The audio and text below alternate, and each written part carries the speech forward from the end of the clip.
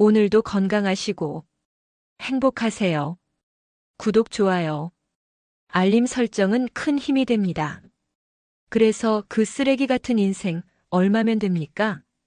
서울중앙지방검찰청 1101호 특수 1부 부부장 검사실. 통유리창 너머로 서초동의 잿빛 빌딩 숲이 위압적으로 펼쳐져 있었다. 그 풍경을 등진 채 최고급 이탈리아제 수제 구두에 앞코를 까딱이며 하태진 부부장 검사가 나른하게 물었다. 그의 목소리는 최고급 원두로 내린 에스프레소처럼 진하고 썼다. 책상 앞에 고개를 처박고 있는 사내는 중소기업의 재무팀장이었다. 그는 수백억 대의 분식회계와 횡령 혐의로 일주일째 이곳에 불려오고 있었다. 태진은 그의 덜덜 떨리는 어깨와 절망으로 일그러진 얼굴을 무심하게 내려다보았다. 감정은 사치였다. 이곳에서 감정은 약점이고 약점은 곧 패배를 의미했다. 부부장님, 제발, 저는 정말 모르는 일입니다. 시키는 대로 했을 뿐입니다. 시킨 사람? 태진이 피식 웃었다. 그 웃음에는 경멸과 조소가 한데 뒤엉켜 있었다.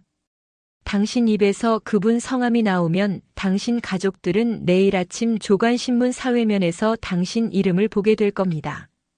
물론 당신이 아니라 당신의 부고 기사겠지. 한강 수호는 체크해봤고 남자의 동공이 공포로 폭발하듯 커졌다. 태진은 남자의 마지막 남은 이성의 끈을 정확히 찾아내 가차없이 끊어버리는데 도 같은 인물이었다. 그는 법전을 무기로 싸우는 것이 아니었다. 그는 인간의 가장 깊은 곳에 숨겨진 공포와 욕망을 무기로 삼았다. 선택지는 두 개입니다. 당신이 모든 걸 뒤집어 쓰고 5년. 그동안 가족들 생활비와 변호사 비용은 그분께서 넉넉히 챙겨주실 겁니다.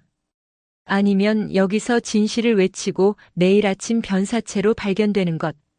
당신의 정의가 당신 목숨보다 당신 자식들 분유값보다 비쌉니까? 남자는 결국 무너져 내렸다.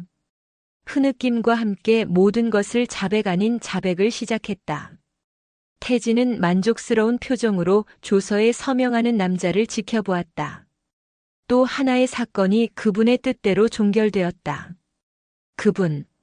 대한민국을 실질적으로 지배하는 재계 서열 1위, 진성그룹의 최건영 회장. 그리고 하태진은 그의 가장 날카롭고 충성스러운 사냥개였다.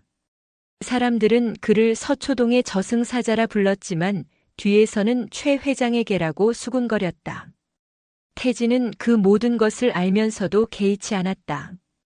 경멸은 힘없는 자들의 마지막 발악일 뿐이었고 그는 힘을 가진 자였다. 사건을 마무리하고 퇴근 준비를 하던 늦은 밤. 그의 거대한 집무실 책상 위에 낡고 빛바랜 서류철 하나가 놓여 있었다. 오늘 낮에 기록실에서 올라온 미제 사건 파일이었다. 태진은 인상을 찌푸렸다. 그는 이미 종결된 사건, 특히나 승리하지 못한 사건을 돌아보는 취미가 없었다. 인천 가좌공단 기술 유출 및 방화 살인 사건. 까마득히 잊고 있던 사건명이었다. 검사로 임관한 지 얼마 안 된 풋내기 시절 그가 처음으로 좌절을 맛보았던 사건.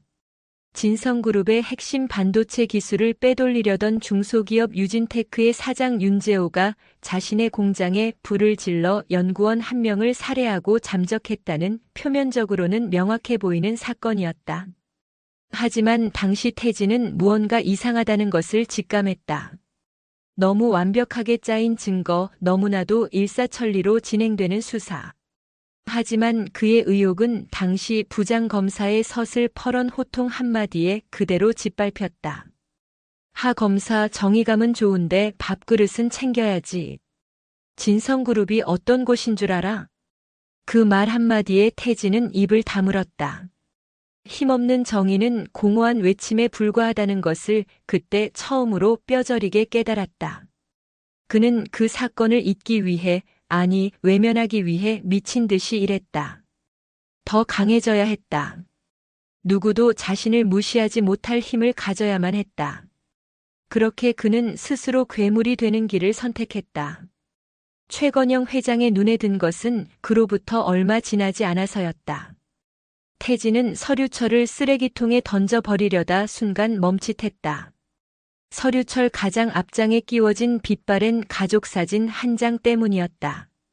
공장 마당에서 환하게 웃고 있는 남자와 그의 어린 딸. 사진 속 남자는 살인범 윤재호였고 그의 옆에서 해맑게 웃고 있는 단발머리 소녀는. 태진은 마른 침을 삼켰다. 얼마 전 대검찰청 앞에서 1인 시위를 하던 한 여자의 얼굴이 뇌리를 스쳤다. 아버지는 살인범이 아닙니다. 라고 적힌 피켓을 들고 세상의 모든 불의에 맞서는 듯한 맹렬한 눈빛으로 자신을 쏘아보던 여자. 젠장. 욕설이 절로 터져나왔다. 잊었다고 생각했다. 완벽하게 과거의 나약한 자신을 죽였다고 믿었다. 하지만 그 낡은 사진 한 장이, 그 이글거리던 눈빛이 그의 견고한 성에 아주 작은 균열을 만들어내고 있었다. 그날 밤 한강의 야경이 파노라마처럼 펼쳐지는 최고급 주상복합 아파트에서 태진은 잠을 이루지 못했다. 수십억짜리 야경도 값비싼 와인도 그의 마음을 달래주지 못했다. 눈을 감으면 불타는 공장의 잔해와 사진 속에서 웃고 있는 소녀의 얼굴, 그리고 대검찰청 앞에서 마주쳤던 한 여자의 원망 서린 눈빛이 교차하며 그를 괴롭혔다. 그는 애써 그것이 피로 때문이라고 치부했다. 내일이면 사라질 사소한 감정의 동요일 뿐이라고. 하지만 그의 심장 깊은 곳, 스스로도 외면하고 있던 양심이라는 이름의 작은 불씨가 아주 희미하게, 그러나 분명히 다시 타오르기 시작하고 있었다.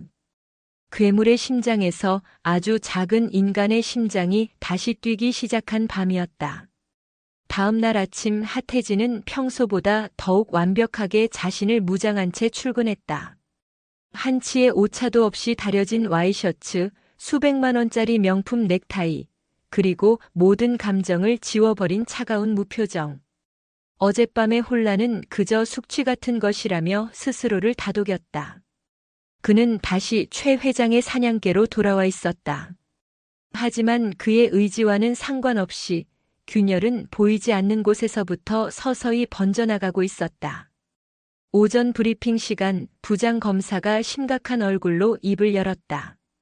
하 부부장, 어제 종결시킨 건 말인데 진성그룹 쪽에서 아주 만족해 하셨네. 역시 하 부부장이야. 그런데 말이야, 요즘 인터넷에 이상한 글들이 좀 돌아다니는 것 같아. 부장 검사가 태블릿 PC를 태진에게 휙 돌려보였다. 청송교도소 억울한 수감자 이야기라는 제목의 블로그였다. 운영자는 진실의 딸이라는 닉네임을 쓰고 있었다. 내용은 태진이 어젯밤 보았던 바로 그 사건, 인천가자공단 기술 유출 및 방화살인 사건의 피의자 윤재호의 억울함을 호소하는 것이었다. 조작된 증거, 강압적인 수사, 그리고 사건의 배후에 거대한 세력이 있다는 주장까지. 전문적인 법률 용어는 없었지만 글에는 딸이 아버지를 구하기 위한 절박함과 진실에 대한 확신이 담겨 있었다. 어차피 이런 글이야 하루 이틀 올라오는 것도 아니고 곧 묻히겠죠. 태진은 대수롭지 않다는 듯 대답했지만 심장이 차갑게 내려앉는 것을 느꼈다. 어젯밤 그를 괴롭혔던 바로 그 여자의 얼굴이 떠올랐다. 진실의 딸. 피켓을 들고 서 있던 그녀 윤서아였다. 그랬으면 좋겠는데 이번엔 좀 달라. 무슨 시민단체랑 언론사 몇 군데서 이걸 물었나 봐. 특히 탐사보도 3분 그놈들이 문제야. 냄새는 기가 막히게 맡는 놈들이거든. 탐사보도 3분은 한 번 물면 절대 놓지 않는 것으로 유명한 시사 고발 프로그램이었다. 태진의 미간이 절로 찌푸려졌다. 귀찮은 일이 벌어질 것 같은 예감이 들었다. 제가 처리하겠습니다. 더 이상 확산되지 않도록 조치하죠. 그래, 역시 하 부부장. 괜한 잡음 생기기 전에 싹을 잘라버려. 최 회장님 심기 불편하시게 해선 안 되지. 부장 검사의 말을 뒤로하고 자신의 집무실로 돌아온 태진은 곧바로 수사관을 불렀다. 진실의 딸이라는 닉네임 쓰는 블로거 신원 파악해서 보고해. 그리고 탐사보도 세븐팀, 특히 박진우 PD 동향 좀 알아봐. 명령을 내리는 그의 목소리는 평소처럼 냉정했지만 그의 내면은 복잡한 상념으로 요동치고 있었다. 그는 이 일을 처리하기 위해 정보를 모으는 것이었다. 하지만 동시에 그 자신이 진실을 알고 싶어 한다는 사실을 부정할 수 없었다. 몇 시간 후 수사관의 보고는 간결했다. 블로그 운영자 윤서아. 인천 가자공단 사건 피의자 윤재호의 외동딸입니다. 현재 을지로의 작은 인쇄소에서 디자이너로 일하고 있고 주말에는 식당 아르바이트를 하며 생계를 유지하고 있습니다. 특이사항은 없습니다. 그냥 평범한 아가씨입니다. 박진우 PD는 최근 진성그룹의 두 얼굴이라는 주제로 기획안을 올렸다가 위에서 반려당했다고 합니다. 그 이후로 잠잠했는데 최근 윤서아 씨와 몇 차례 접촉한 정황이 포착됐습니다. 평범한 아가씨. 태진은 그 말을 속으로 되뇌었다. 거대한 진성그룹과 대한민국 최고의 검사를 상대로 싸움을 시작한 그저 평범한 아가씨. 태진은 자신도 모르게 헛웃음을 터뜨렸다. 무모한 것인가 아니면 용감한 것인가. 그날 오후 태진은 차를 몰아 을지로로 향했다. 낡은 건물들이 미로처럼 얽혀있는 골목, 기계 소음과 잉크 냄새가 진동하는 곳. 그의 세상과는 완전히 다른 풍경이었다. 수사관이 알려준 낡은 상가 건물 2층, 미래 디자인이라는 작은 간판이 보였다. 태진은 차 안에서 창문 너머로 그녀를 지켜보았다. 윤서아. 그녀는 컴퓨터 모니터 앞에서 무언가에 열중하고 있었다. 때때로 지친 듯 두 손으로 얼굴을 감싸기도 했지만 다시 마음을 다잡고 키보드를 두드렸다. 그녀의 작은 어깨가 감당하기에는 너무나도 버거운 짐을 지고 있는 모습이었다. 하지만 그 가녀린 모습 어디에도 포기나 절망의 기색은 보이지 않았다. 오히려 꺼지지 않는 불꽃처럼 단단한 의지가 느껴졌다. 그 순간 태진의 휴대폰이 뱀처럼 진동했다. 발신인은 회장님이었다. 하 검사. 내 귀에도 들어왔네. 시끄러운 파리들이 좀 꼬인 모양이야. 최건영 회장의 목소리는 언제나처럼 온화했지만 그 안에는 서늘한 칼날이 숨겨져 있었다. 걱정 마십시오. 곧 정리하겠습니다. 정리라 그래. 파리채로 잡는 수준에서 끝나야 할 텐데. 괜히 살충제 뿌려서 방 전체를 더럽히는 일은 없어야겠지. 그 딸이라는 아이 가만히 두면 안 되겠어. 적당한 선물을 하나 준비해 주게. 다시는 날지 못하도록 날개를 완전히 꺾어버릴 만한 걸로. 전화가 끊겼다. 선물. 최건영이 말하는 선물이 무엇을 의미하는지 태진은 잘 알고 있었다. 협박, 조작, 심지어는 물리적인 위협까지. 윤서아라는 평범한 아가씨를 사회적으로 그리고 어쩌면 물리적으로 매장시켜버리라는 지시였다. 태진은 통화가 끝난 휴대폰을 쥔 채 다시 인쇄소 창문 너머의 윤서아를 보았다. 그녀는 여전히 자신의 자리에서 묵묵히 일을 하고 있었다. 세상의 거대한 아기가 자신을 향해 칼날을 겨누고 있다는 사실도 모른 채 태진의 내면에서 두 개의 목소리가 격렬하게 충돌하기 시작했다. 하나는 지난 수년간 그를 지배해온 괴물의 목소리였다. 처리해. 망설이지 마. 이게 내가 선택한 길이야. 다른 하나는 아주 오래전 순수했던 시절의 자신, 잊고 지냈던 하태진의 목소리였다. 멈춰. 저 여자는 과거의 너와 같아. 힘없이 모든 것을 빼앗겼던 너의 어머니와 같아. 그는 엑셀러레이터를 밟아 을지로를 벗어났다. 하지만 윤서아의 단단한 눈빛과 최건영의 잔혹한 명령이 그의 뇌리에서 떠나지 않았다. 그의 견고했던 세계에 생긴 균열은 이제 걷잡을 수 없이 벌어지고 있었다. 그는 선택의 기로에 섰다. 괴물로 남을 것인가 아니면 괴물과 싸울 것인가.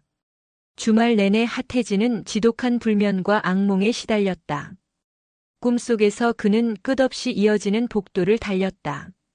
한쪽 문에서는 최건영 회장이 손짓하며 달콤한 성공을 속삭였고 다른 쪽 문에서는 윤서아가 눈물을 흘리며 아버지를 구해달라고 외쳤다.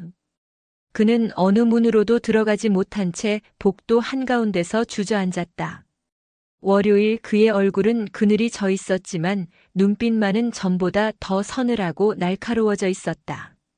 그는 결정을 내려야 했다. 그리고 그의 결정은 행동으로 나타났다. 그는 가장 먼저 대검찰청 지하에 위치한 특수기록 보관실로 향했다. 먼지와 곰팡이 냄새가 코를 찌르는 곳, 디지털화되지 않은 과거의 사건들이 잠들어 있는 무덤과도 같은 곳이었다. 그는 자신의 직위를 이용해 인천가자공단 사건의 원본 서류 일체를 요청했다. 먼지가 뽀얗게 쌓인 수사 기록, 증거물 사진, 부검 보고서, 그는 몇 시간에 걸쳐 기록들을 샅샅이 훑었다. 한 장 한 장 넘길 때마다 그의 표정은 점점 더 굳어갔다. 풋내기 검사 시절에는 보이지 않았던 혹은 애써 외면했던 것들이 보이기 시작했다. 결정적인 증거였던 윤재호의 사무실에서 발견된 기술 유출 관련 이메일. 발신 IP 주소가 조작된 흔적이 역력했다.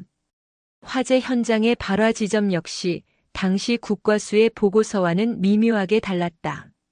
마치 누군가가 윤재호에게 모든 죄를 뒤집어 씌우기 위해 정교하게 설계한 연극 대본처럼 느껴졌다. 가장 결정적인 것은 당시 사건 현장에서 유일하게 살아남았던 연구원의 진술서였다. 그는 처음에는 사장님 윤재호이 아니었다. 낯선 남자들이었다고 진술했다. 하지만 며칠 뒤 진술은 180도 바뀌었다. 윤재호가 불을 지르는 것을 똑똑히 봤다는 내용이었다. 그리고 그 연구원은 진술을 번복한 직후 진성그룹의 자회사의 파격적인 조건으로 특채되었다. 태진은 눈을 감았다. 퍼즐 조각들이 맞춰지고 있었다. 이것은 단순한 기술 유출 사건이 아니었다. 진성그룹이 경쟁력이 될 만한 중소기업의 기술을 빼앗고 그 기업을 통째로 집어삼키기 위해 벌인 추악한 범죄였다. 그리고 대한민국 검찰은 바로 자기 자신은 그 범죄의 공범자였다. 온몸에서 힘이 빠져나가는 듯한 허탈감과 함께 역겨운 분노가 치밀어 올랐다. 최건영에게, 이 모든 것을 묵인한 시스템에게, 그리고 무엇보다 그 시스템에 충실한 부역자가 되었던 자기 자신에게. 그때 그의 휴대폰이 울렸다. 최건영 회장의 비서실장이었다. 하 부부장님, 회장님께서 지시하신 선물은 어떻게 준비되어 가고 있습니까? 슬슬 파리들이 윙윙거리는 소리가 거슬린다고 하십니다. 태진은 차갑게 대답했다. 최고의 선물로 준비 중입니다. 누구도 예상하지 못할 아주 특별한 선물로. 전화를 끄는 태진은 곧바로 다른 번호를 눌렀다. 검찰 내에서 그는 왕따였지만 유일하게 속내를 터놓고 이야기할 수 있는 대학 선배, 현재는 지방으로 좌천되어 한직을 떠돌고 있는 박철민 검사였다. 박철민은 과거 대기업 비리를 파헤치다 윗선의 압력으로 옷을 벗을 뻔했던 강직한 인물이었다. 선배, 접니다. 하태진. 오, 하 부부장. 서초동의 별이 웬일이냐, 이 시골까지 다 연락을 하고. 박철민의 목소리에는 가시가 돋쳐 있었지만 태진은 개의치 않았다. 선배, 낚시 좋아하십니까? 뜬금없이 웬 낚시 타령이야? 아주 오래전에 놓쳤던 월척을 하나 낚아야겠습니다. 대한민국을 통째로 삼킬 수도 있는 놈입니다. 미끼를 하나 던져야 하는데 혼자서는 힘들 것 같습니다. 수화기 너머에서 한동안 침묵이 흘렀다. 박철민은 태진의 목소리가 평소와 다르다는 것을 직감했다. 그 안에는 출세에 대한 욕망이 아닌 무언가를 바로잡으려는 자의 비장함이 담겨 있었다. 그 월척 얼마나 큰 놈인데? 진성그룹 최건영 회장입니다. 박철민은 숨을 삼켰다.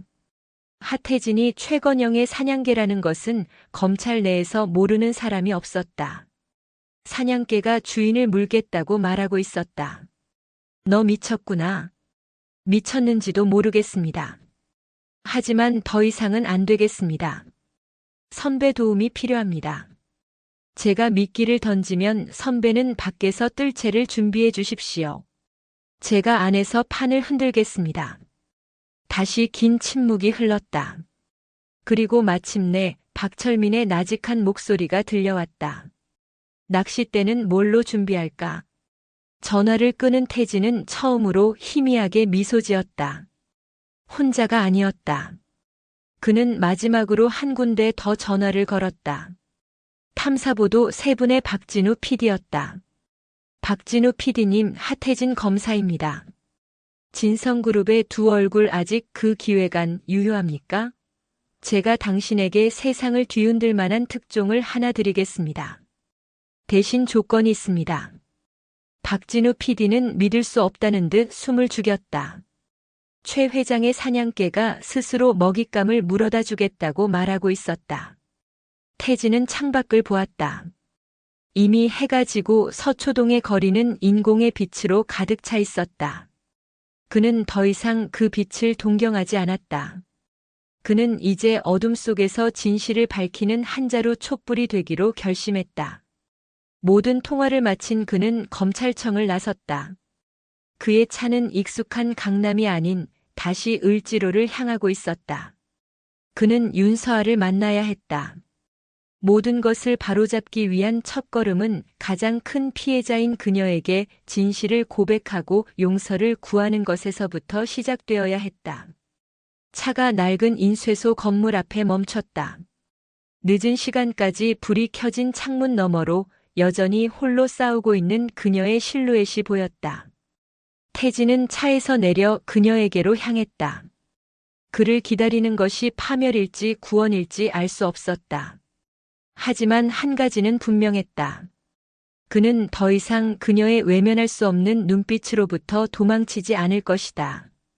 괴물은 이제 자신을 만들어낸 주인을 향해 이빨을 드러낼 준비를 마쳤다. 을지로의 밤은 낮보다 더 치열하게 살아 숨쉬었다. 잉크와 기름 그리고 쇠 냄새가 뒤섞인 공기 속에서 낡은 인쇄기들은 쉼없이 다음 날의 역사를 찍어내고 있었다. 하태진은 자신의 벤츠가 이 오래된 골목의 풍경에 얼마나 이질적인지 새삼 깨달았다. 차에서 내린 그는 밤 공기에 섞인 낯선 냄새를 깊이 들이마셨다. 그가 평생 맡아온 법전의 묵은 종이 냄새나 서초동의 비싼 커피 향과는 전혀 다른 삶의 날 것 그대로의 냄새였다. 미래 디자인. 낡은 상가 건물의 2층. 희미한 형광등 불빛이 새어나오는 창문 아래서 그는 잠시 걸음을 멈췄다. 저 작은 불빛 하나가 대한민국을 집어삼킨 거대한 어둠에 맞서고 있었다. 무모하고 어리석고 그래서 눈물겹도록 처절했다. 그는 마른 침을 삼키고 삐걱거리는 철제 계단을 올랐다. 한 걸음 한 걸음이 자신의 과거와 대면하러 가는 길이자 어쩌면 파멸로 향하는 길일지도 몰랐다. 사무실 문은 닫혀 있었지만 안에서 키보드를 두드리는 소리가 희미하게 들려왔다. 그는 심호흡을 한 뒤 문을 두드렸다. 노크 소리에 안의 움직임이 멈췄다. 잠시 정적이 흐른 뒤 문이 조심스럽게 열리고 앳된 얼굴의 여자가 경계심 가득한 눈으로 그를 올려다보았다. 윤서아였다. 그녀는 하태진을 보자마자 얼굴이 하얗게 질렸다. 경계심은 순식간에 경멸과 적의로 바뀌었다. 얼마 전 대검찰청 앞에서 자신의 절규를 벌레 보듯 무시하고 지나쳤던 바로 그 남자였다. 여긴 어쩐 일로 오셨죠, 검사님? 이런 누추한 곳까지 행차하시고. 혹시 저희 아버지처럼 저도 잡아넣으시려고 증거 수집이라도 나오셨나요? 그녀의 목소리는 가늘었지만 그 안에는 날카로운 얼음 파편이 박혀 있었다. 태진은 그녀의 가시 돋친 말을 그대로 받으며 안으로 들어섰다. 좁은 사무실은 책과 인쇄물 샘플 그리고 그녀가 밤새 씨름했을 아버지의 재심 관련 서류들로 가득했다. 한쪽 벽에는 아빠는 무죄입니다라는 문구와 함께 윤재호의 젊은 시절 사진이 붙어 있었다. 태진은 차마 그 사진을 정면으로 볼 수 없었다. 윤서아 씨, 잠시 이야기 좀 할 수 있겠습니까? 검사님이랑 할 이야기 없습니다. 돌아가 주세요. 여긴 당신 같은 사람이 올 곳이 아니에요.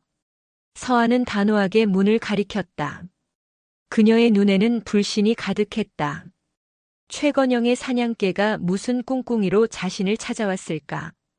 회유? 협박? 아니면 또 다른 함정? 부탁입니다. 태진이 처음으로 고개를 숙였다. 단 한 번도 누구에게도 숙여본 적 없는 고개였다. 서하는 순간 당황했지만 이내 다시 냉정을 되찾았다. 그렇게 부탁하는 법을 아시는 분이 제 아버지가 평생을 바친 회사를 빼앗기고 살인자. 누명을 썼을 땐 왜 외면하셨죠? 제 어머니가 충격으로 쓰러져 돌아가셨을 땐 왜 제 절규를 무시하셨죠? 당신의 그 부탁이라는 말 역겨워요. 심장을 도려내는 듯한 말이었다. 태진은 아무런 변명도 할 수 없었다. 그 모든 것은 사실이었고 자신이 저지른 죄의 결과였다. 모두 사실입니다. 나는 비겁했고 야망에 눈이 멀었으며 진실을 외면했습니다. 나는 당신의 아버지를 살인자로 만든 공범입니다. 그의 입에서 나온 고백에 서아의 눈이 커졌다. 이것은 그녀가 예상했던 시나리오가 아니었다. 그녀는 그가 변명을 하거나 혹은 교묘한 말로 자신을 회유하려 들 것이라 생각했다. 하지만 그는 아무런 꾸밈 없이 자신의 죄를 인정하고 있었다. 지금 뭐라고 했어요? 당신의 아버지는 무죄입니다. 그리고 나는 그 사실을 알고도 묵인했습니다. 그 사건은 진성그룹의 최건영 회장이 유진테크의 기술을 빼앗기 위해 조작한 것입니다. 태진은 자신이 특수기록 보관실에서 확인한 사실들을 하나씩 털어놓았다. 조작된 IP 주소 진술을 번복한 연구원, 그리고 그 배후에 있는 진성그룹의 검은 그림자까지. 그의 고백이 이어지는 동안 서아는 아무 말 없이 그를 쳐다보기만 했다. 그녀의 눈동자가 파도처럼 흔들리고 있었다. 수년간 홀로 외치던 진실을 가장 믿을 수 없는 적의 입을 통해 확인하는 순간이었다. 모든 고백이 끝났을 때 사무실에는 무거운 침묵만이 흘렀다. 서아의 뺨으로 뜨거운 눈물이 흘러내렸다. 그것은 슬픔의 눈물이 아니었다. 수년간 겹겹이 쌓여온 억울함과 분노, 그리고 외로움이 한꺼번에 터져 나오는 절규에 가까운 눈물이었다. 왜 이제 와서 왜? 그녀는 책상 위에 있던 서류 뭉치를 그에게 집어 던졌다. 종이들이 공중에서 눈처럼 흩날렸다. 당신이 입 다물고 있는 동안 우리 가족은 풍비박산 났어요. 아빠는 차가운 감옥에서 10년 가까이 썩고 있고 엄마는 화병으로 돌아가셨어. 나는 대학도 포기하고 빚더미에 앉아서 이렇게 살고 있는데 이제 와서 진실을 말하면 다야? 당신의 그 가짜는 고백이 내 망가진 인생을 되돌려줄 수 있어? 서아는 주저앉아 오열했다. 태진은 흩어진 서류들 가운데 우두커니 서서 그녀의 울음을 온몸으로 받아냈다. 그 어떤 비난도 그 어떤 저주도 해야 할 그의 몫이었다. 한참을 울던 서아가 고개를 들었다. 눈물로 얼룩진 그녀의 얼굴에는 이제 슬픔 대신 차가운 분노와 의심이 자리 잡고 있었다. 최건영이 시켰나요? 이것도 그 사람이 꾸민 연극이에요. 이제 와서 불쌍한 척 접근해서 남은 증거마저 빼앗으려는 수작인가요? 아닙니다. 그럼 뭘 믿고 당신을 믿죠? 당신은 최건영의 개잖아요. 주인이 던져주는 뼈다귀에 꼬리치며 살아온 거 온 세상이 다 아는데 이제 그 목줄을 끊으려고 합니다. 태진의 목소리에 강한 결의가 실렸다. 더 이상 괴물로 살지 않기 위해서, 그리고 내 아버지를 위해서. 그는 처음으로 자신의 과거를 꺼냈다. 작은 공장을 운영하다 대기업의 횡포에 휘말려 억울하게 모든 것을 잃고 화병으로 돌아가신 아버지의 이야기. 힘이 없어 아무것도 지키지 못했던 어린 시절의 무력감. 그래서 다시는 약자가 되지 않기 위해, 힘을 갖기 위해 스스로 괴물이 되기를 선택했던 어리석은 자신의 이야기. 나는 당신에게서 힘없던 내 과거를 봤습니다. 그리고 당신 아버지에게서 억울하게 쓰러져간 내 아버지를 봤습니다. 이것은 나 자신을 위한 싸움이기도 합니다. 내가 저지른 죄를 내 손으로 바로잡을 수 있는 마지막 기회입니다. 서아는 여전히 그를 의심의 눈초리로 바라보았다. 동정심을 유발하려는 또 다른 연기일지도 몰랐다. 증거를 보여줘요. 당신 말을 믿을 수 있는 증거를. 태진은 기다렸다는 듯 품 안에서 작은 USB 하나를 꺼냈다. 여기엔 당신 아버지가 무죄라는 직접적인 증거는 없습니다. 그랬다면 벌써 언론에 터뜨렸겠죠. 대신 당시 진술을 번복했던 유일한 목격자 이석호 연구원에 대한 모든 정보가 담겨 있습니다. 진성그룹이 그의 입을 막기 위해 제공한 아파트 등기부등본, 그의 자녀들이 받고 있는 장학금 내역 그리고 현재 그가 가명으로 일하고 있는 연구소의 위치까지. 서아의 동공이 흔들렸다. 이석호. 그녀가 그토록 찾아 헤맸지만 흔적도 없이 사라져버렸던 마지막 희망의 끈이었다. 이걸 왜 나에게 주죠? 이석호 연구원을 만날 사람은 내가 아니라 윤서아 씨 당신이어야 하기 때문입니다. 검사가 찾아가면 그는 입을 열지 않을 겁니다. 하지만 피해자의 딸이 찾아가 진심으로 호소한다면 어쩌면 그의 양심을 흔들 수 있을지도 모릅니다. 당신만이 할 수 있는 일입니다. 태진은 USB를 그녀 앞에 책상에 조심스럽게 내려놓았다. 나는 당신에게 용서를 구하지 않겠습니다. 그럴 자격이 없다는 걸 압니다. 다만 당신의 아버지를 구하기 위한 도구로 나를 이용해 주십시오. 나는 당신의 칼이 되어 최건영의 심장을 겨누겠습니다. 그러기 위해선 당신의 도움이 필요합니다. 그는 모든 것을 내려놓은 표정으로 서아를 바라보았다. 이제 선택은 그녀의 몫이었다. 증오스러운 적의 손을 잡고 지옥 같은 싸움을 시작할 것인가, 아니면 이대로 돌아서서 홀로 외로운 싸움을 계속할 것인가. 서아는 한참 동안 태진과 그 앞에 USB를 번갈아 보았다. 그녀의 마음속에서 증오와 희망이 격렬하게 싸우고 있었다. 이 남자를 믿을 수는 없다. 하지만 이 남자가 내민 기회는 진짜일지도 모른다. 당신을 믿는 게 아니에요. 마침내 서아가 입을 열었다. 그녀의 목소리는 여전히 차가웠지만 전과 같은 날카로움은 없었다. 나는 내 아버지를 구할 수 있는 마지막 기회를 믿는 겁니다. 만약 당신이 날 속이거나 배신한다면 그땐 내 모든 걸 걸고 당신을 저주하고 파멸시킬 거예요. 명심해요. 그렇게 될 겁니다. 태진은 담담하게 대답했다. 위태롭고 불안정한 동맹이 그렇게 맺어졌다. 죄인의 고백으로 시작된 어둠 속 두 사람의 공조였다. 사무실 창밖으로 서울의 새벽이 밝아오고 있었다. 그것은 길고 긴 싸움의 시작을 알리는 여명이었다. 새벽의 어스름이 거치지 않은 한강 둔치 주차장. 낡은 국산차 한 대가 짙은 안개 속에서 막 모습을 드러낸 고급 세단 옆에 멈춰 섰다. 차에서 내린 사람은 탐사보도 3분의 박진우 PD와 지방으로 좌천된 박철민 검사였다. 두 사람의 얼굴에는 긴장과 기대가 교차하고 있었다. 곧이어 세단의 문이 열리고 하태진이 모습을 드러냈다. 대한민국에서 가장 위험한 세 사람의 첫 비밀 회동이었다. 이렇게 갑자기 불러내서 죄송합니다. 저희에겐 시간이 없습니다. 태진이 먼저 입을 열었다. 그의 얼굴은 밤샘으로 지쳐 보였지만 눈빛은 강철처럼 단단했다. 최건영은 우리가 생각하는 것 이상으로 치밀하고 잔인한 인간입니다. 어설프게 덤볐다간 우리 모두 흔적도 없이 사라지게 될 겁니다. 박철민 검사가 팔짱을 끼며 물었다. 그래서 작전은 뭔가? 사냥개가 주인을 물려면 그냥 이빨만 드러내선 안 되지. 목덜미를 한 번에 끊어버릴 계획이 있어야지.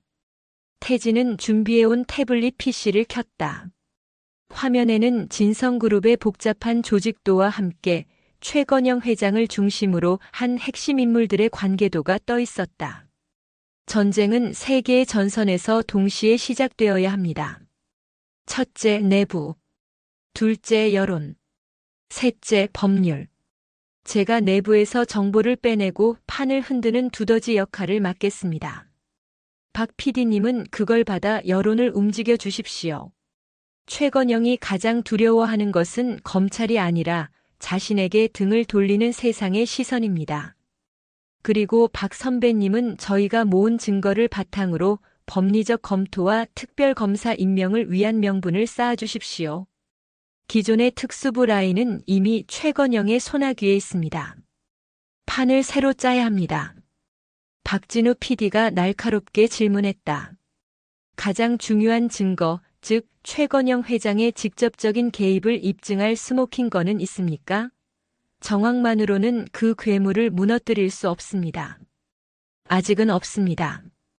그래서 만들어야 합니다. 제가 최건영의 가장 가까운 곳에서 그의 목소리를 녹음하고 지시를 문서로 받아낼 겁니다. 그 과정에서 저는 그에게 더 깊숙이 충성하는 척 연기해야 합니다. 위험한 도박이군. 꼬리가 길면 잡히는 법이야. 박철민이 걱정스럽게 말했다. 그래서 첫 번째 전투가 중요합니다. 바로 유일한 목격자 이석호 연구원의 증언을 확보하는 것. 그의 입이 열려야 죽은 줄 알았던 사건이 다시 살아나고 저희가 움직일 명분이 생깁니다. 태진은 윤서아와의 만남과 그녀에게 USB를 건넨 사실을 이야기했다. 이석호 연구원을 설득하는 역할은 윤서아 씨가 맡을 겁니다. 그녀의 진심만이 이석호의 굳게 닫힌 마음을 열 수 있을 겁니다. 우리는 그녀가 안전하게 이석호를 만날 수 있도록 뒤에서 지원해야 합니다. 세 사람은 구체적인 계획을 세우기 시작했다. 박철민은 과거 대기업 수사 경험을 바탕으로 진성그룹의 법무팀이 어떻게 대응할지를 예측하고 그에 대한 대비책을 제시했다. 박진우는 이석호의 증언이 확보되었을 경우 어떤 방식으로 보도해야 가장 파급력이 클지, 후속 보도는 어떻게 이어가야 할지에 대한 전략을 짰다. 그는 당장 전면에 나서기보다 진성그룹의 다른 비리들을 가볍게 터뜨리며 최건영의 시선을 분산시키는 성동격서 전략을 제안했다. 작전 회의를 마친 태진은 다시 서초동의 검사로 돌아왔다. 그는 최건영의 지시대로 윤서아의 블로그와 시민단체의 움직임을 차단하는 보고서를 올렸다. 완벽한 연기였다. 최건영은 그의 보고에 만족했지만 그 노회한 포식자는 아주 미세한 변화의 냄새를 맡고 있었다. 그는 자신의 비서실장을 통해 국정원 출신의 보안팀에게 하태진에 대한 조용한 내사를 지시했다. 보이지 않는 전쟁은 이미 시작되고 있었다. 한편 윤서아는 태진이 건네준 USB의 정보를 바탕으로 이석호의 행적을 쫓기 시작했다. 그는 이정훈이라는 가명으로 경기도 외곽의 한 중소화학연구소에서 일하고 있었다. 서아는 며칠에 걸친 잠복 끝에 그의 동선을 파악했다. 그는 퇴근 후 곧장 집으로 가 두문불출했고 주말에도 거의 외출하지 않았다. 극심한 불안과 공포에 시달리는 사람의 전형적인 모습이었다. 서아는 무작정 그를 찾아갈 수 없었다. 그랬다간 더 깊이 숨어버릴 것이 뻔했다. 그녀는 그의 주변을 맴돌며 기회를 엿보았다. 그러던 중 그가 매주 수요일 저녁마다 작은 성당에 나간다는 사실을 알게 되었다. 아마도 죄책감을 덜기 위한 그만의 피난처일 터였다. 수요일 저녁 서아는 성당 앞에서 그를 기다렸다. 미사를 마치고 나오는 이석호의 얼굴은 10년의 세월 동안 죄책감에 시달린 사람답게 초췌하고 어두웠다. 서아는 떨리는 마음을 다잡고 그에게 다가갔다. 이석호 연구원님 맞으시죠? 서아의 목소리에 이석호는 화들짝 놀라며 주위를 살폈다. 그의 눈빛이 공포로 흔들렸다. 누구신데 저를 사람 잘못 보셨습니다. 그는 황급히 자리를 피하려 했다. 서아가 그의 앞을 막아섰다. 저는 유진테크 윤재호 사장님의 딸 윤서아입니다. 윤재호라는 이름이 나오자 이석호의 얼굴은 새하얗게 질렸다. 그는 유령이라도 본 사람처럼 뒷걸음질 쳤다. 왜 이제 와서 저를 찾아오셨습니까? 저는 아무것도 모릅니다. 제발 저를 내버려 두세요. 모르시지 않잖아요. 그날 밤 공장에서 무슨 일이 있었는지 아빠가 범인이 아니라는 거 누구보다 잘 아시잖아요. 제발 진실을 말해주세요. 저희 아빠 이대로 감옥에서 죽게 내버려 두실 건가요? 서아의 절박한 외침에 이석호는 괴로운 듯 두 손으로 머리를 감쌌다. 진실? 그깟 진실이 밥 먹여줍니까? 진실을 말했다가 내 가족들은 어떻게 하라고. 당신들은 진성그룹이 어떤 곳인지 몰라. 그들은 사람이 아니야 악마라고. 바로 그 순간이었다. 박진우 PD가 계획했던 첫 번째 포탄이 발사되었다. 그의 탐사보도 세븐팀이 운영하는 유튜브 채널에 짧은 영상 하나가 올라왔다. 진성물산 하청업체 쥐어짜기 실태 고발. 파급력이 큰 본 방송이 아닌 온라인을 통한 가벼운 제비였다. 하지만 영상은 순식간에 수십만 뷰를 기록하며 퍼져나갔고 댓글에는 진성그룹의 악행에 대한 성토가 이어졌다. 최건영의 심기가 불편해졌다. 그는 하찮은 파리 한 마리가 성가시게 구는 정도로 여겼지만 기분은 더러웠다. 그의 분노는 다른 곳으로 향했다. 그 윤서아라는 계집애 아직도 처리 못한 건가? 하 검사는 대체 뭘 하고 있는 거야? 최건영의 질책을 받은 태진은 더욱더 바짝 엎드렸다. 그리고 바로 그때 태진의 책상에 보안팀의 비밀 보고서가 한 장 올라왔다. 하태진 부부장 최근 한강 둔치에서 신원 미상의 남성 2명과 접촉. 차량 번호 조회 결과 한 명은 언론인 박진우, 다른 한 명은 박철민 검사로 확인됨. 보고서를 읽는 태진의 등줄기로 식은땀이 흘렀다. 꼬리가 잡혔다. 최건영의 감시망이 이미 자신의 목을 조여오고 있었다. 그 같은 시각 서아가 이석호를 필사적으로 설득하고 있던 성당 앞 주차장. 이석호가 공포에 질려 그녀를 뿌리치고 도망치려던 순간 주차장 입구에서 검은색 세단 한 대가 소리 없이 미끄러져 들어왔다. 짙게 선팅된 유리, 번호판도 없는 대포차였다. 차는 이석호와 서아를 발견하고는 그대로 멈춰섰다.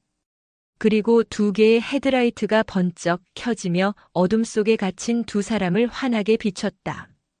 보이지 않던 전쟁이 이제 실체를 드러내고 있었다. 포식자의 시선이 그들을 정확히 꿰뚫고 있었다. 검은 세단의 헤드라이트는 어둠 속 맹수의 눈처럼 섬뜩하게 빛났다. 그 압도적인 존재감 앞에 윤서아와 이석호는 얼어붙은 듯 꼼짝할 수 없었다. 이석호의 얼굴은 공포를 넘어 거의 실신 직전이었다. 왔어, 그들이 왔어, 결국 나를 찾아냈어. 그는 알아들을 수 없는 말을 중얼거리며 주저앉았다. 세단의 조수석 문이 천천히 열리고 검은 양복을 입은 거구에 남자 2명이 내렸다.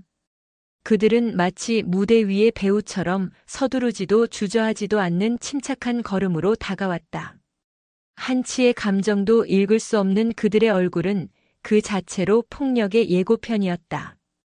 서아는 본능적으로 위험을 감지하고 이석호의 앞을 막아섰다. 누구세요? 왜 이러세요? 남자들은 그녀의 말을 무시했다. 그들의 목표는 오직 이석호였다. 한 남자가 서아의 어깨를 거칠게 밀쳐냈다. 비켜 애송아. 어른들 일에 끼어드는 거 아니야. 안 돼요. 이 사람 건드리지 마세요. 서아는 비명을 지르며 저항했지만 힘의 차이는 역부족이었다. 다른 남자가 이석호의 양팔을 우악스럽게 잡아 일으켰다. 이석호는 손뭉치처럼 무기력하게 끌려갔다. 바로 그때였다. 성당 주변의 모든 가로등이 일제히 꺼지며 완전한 암흑이 찾아왔다. 동시에 자동차 경보음이 밤의 정적을 찢었다. 삑-, 삑-, 근처에 주차된 차들 여러 대에서 동시에 울리는 경보음은 그 자체로 거대한 혼란이었다. 남자들은 순간 당황했다. 뭐야? 시발 무슨 일이야? 혼란은 거기서 그치지 않았다. 갑자기 어디선가 날아온 소화기 분말이 남자들의 얼굴을 향해 하얗게 분사되었다. 콜록거리는 소리와 욕설이 뒤섞이는 사이 누군가가 어둠 속에서 번개처럼 나타나 서아의 손목을 낚아챘다. 뛰어요. 하태진이었다. 그는 만약의 사태에 대비해 멀리서 그들을 지켜보고 있었다.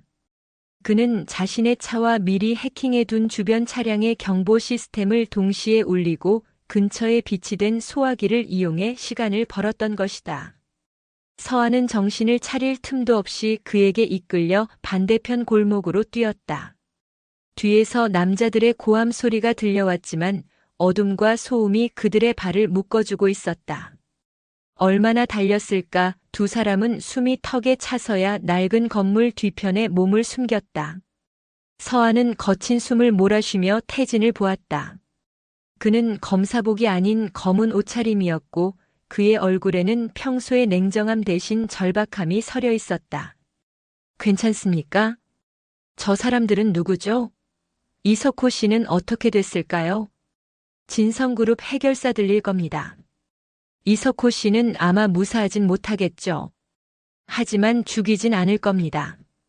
시끄러워지는 건 그들도 원치 않으니까. 아마 다시는 입을 열지 못하도록 경고만 하고 풀어주겠죠. 서아는 절망감에 주저앉았다. 마지막 희망의 불씨가 눈앞에서 꺼져버린 기분이었다. 이제 끝난 건가요? 아닙니다. 이제 시작입니다. 태진의 목소리는 단호했다. 최건영이 움직였다는 건 우리가 놈의 급소를 건드렸다는 증거입니다. 이제 놈은 더 조급해지고 더 많은 실수를 하게 될 겁니다. 하지만 태진의 상황 역시 최악으로 치닫고 있었다.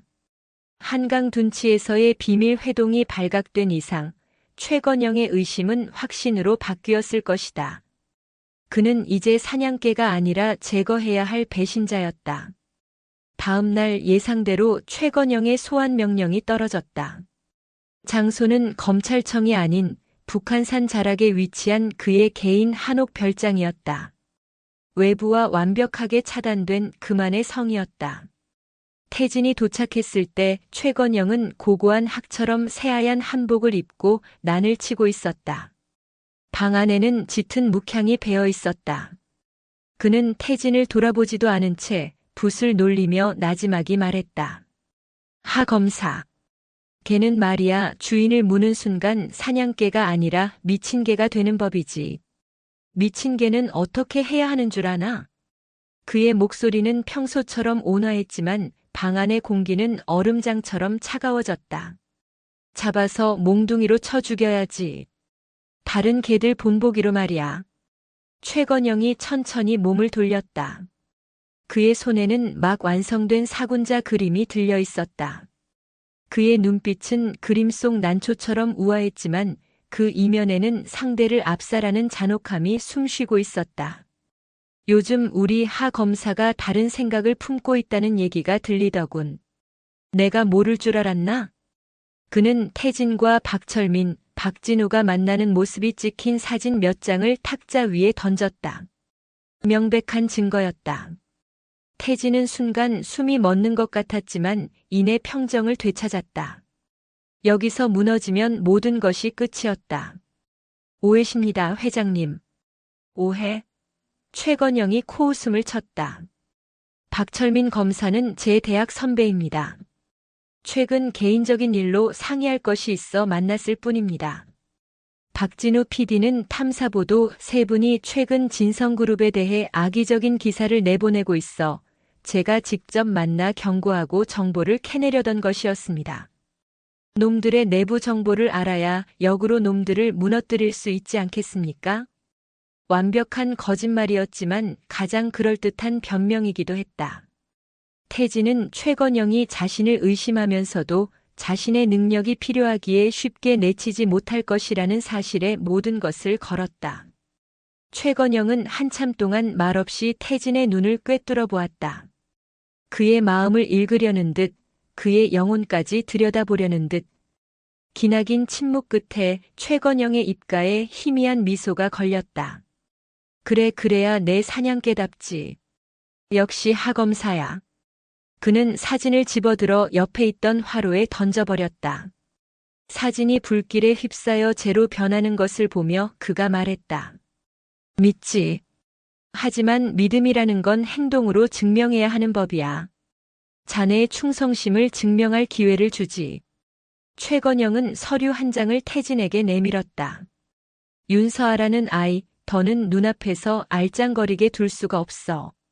아비 곁으로 보내줘야지. 물론 합법적으로. 그 아이를 엮을 만한 걸 하나 찾아내. 횡령, 배임, 뭐라도 좋아. 정 없으면 마약이라도 한 줄 그어주면 되지 않겠나? 만들면 되는 거야, 증거라는 건. 안 그런가, 하 검사? 그것은 명령이자 마지막 시험이었다. 윤서아를 직접 내 손으로 파멸시켜 너의 충성을 증명하라는 잔인한 요구. 태진은 피가 역류하는 것 같은 굴욕감과 분노를 느꼈다. 하지만 그는 표정을 바꾸지 않았다. 그는 서류를 받아들고 깊이 고개를 숙였다. 명심하겠습니다, 회장님.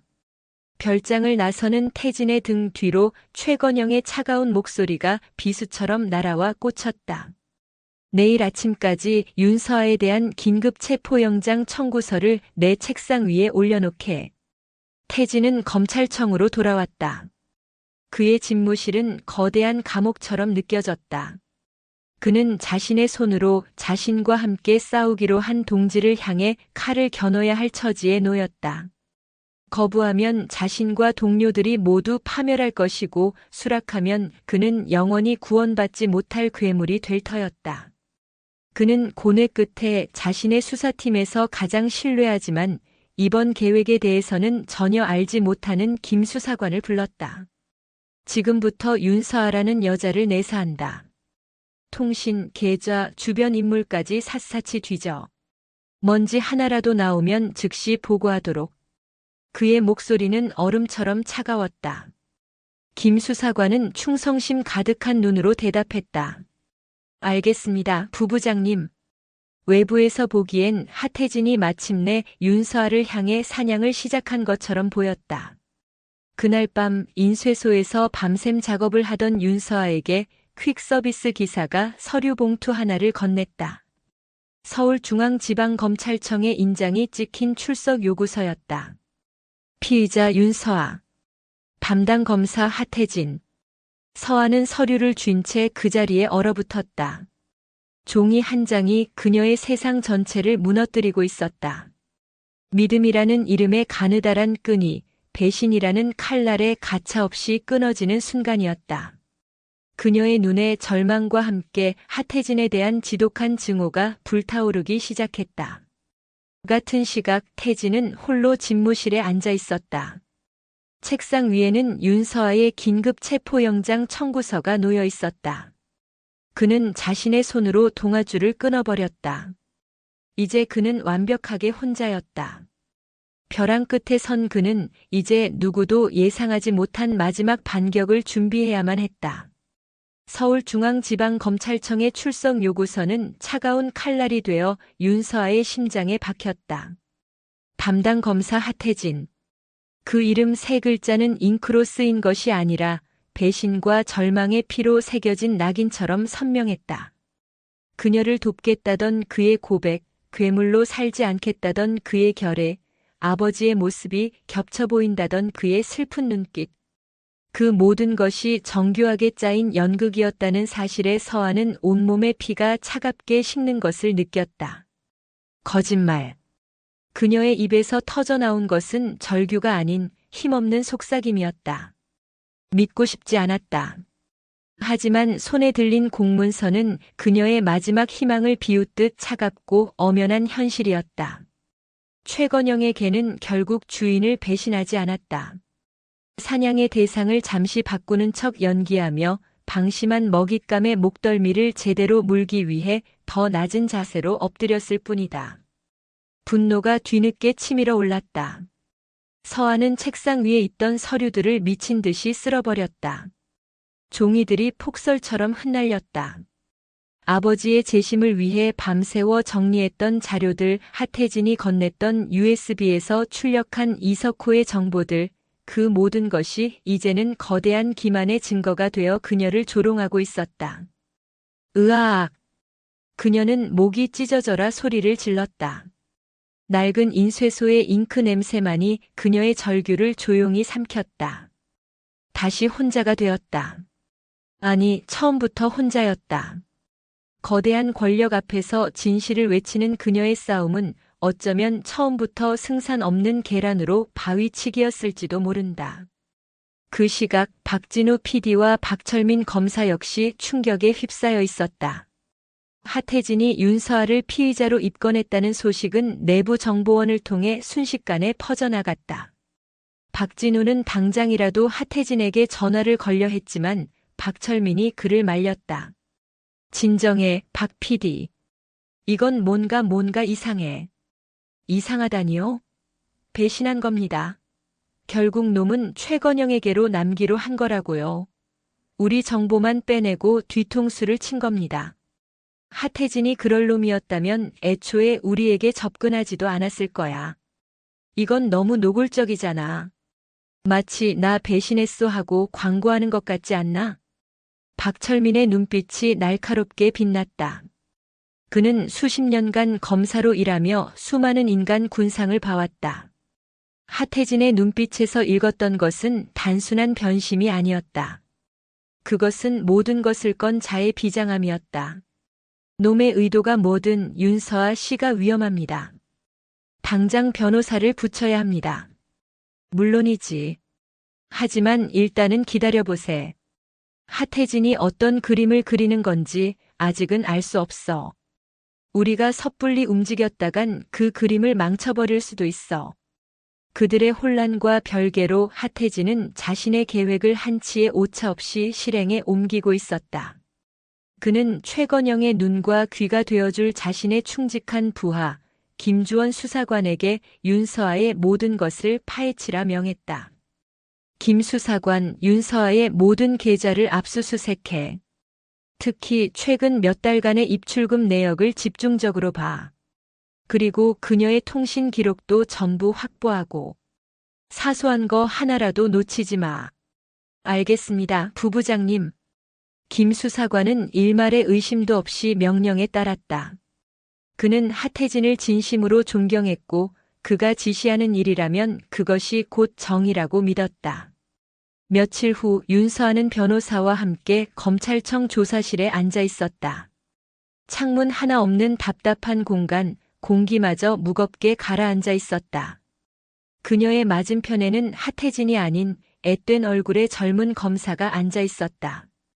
윤서아 씨, 최근 당신 명의의 계좌로 출처가 불분명한 거액의 돈이 입금된 사실을 확인했습니다. 이 돈 어디서 난 겁니까? 젊은 검사가 날카롭게 물었다.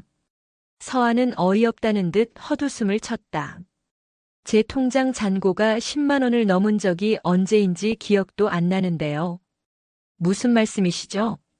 모르쇠로 일관할 생각입니까? 퍼플스타라는 유령 회사에서 당신 계좌로 수천만 원이 흘러들어간 기록이 있습니다. 저희는 이 돈이 당신이 인터넷에서 벌이고 있는 반진성 그룹 활동의 자금이라고 보고 있습니다. 즉, 누군가의 사주를 받고 허위 사실을 유포하며 기업의 명예를 훼손하고 있다는 겁니다. 완벽하게 조작된 시나리오였다. 서아는 기가 막혔지만 한편으로는 냉정해졌다. 이제 이 싸움은 진실을 밝히는 싸움이 아니라 거짓의 늪에서 살아남아야 하는 생존의 싸움이었다. 하태진 검사는 어디 있습니까?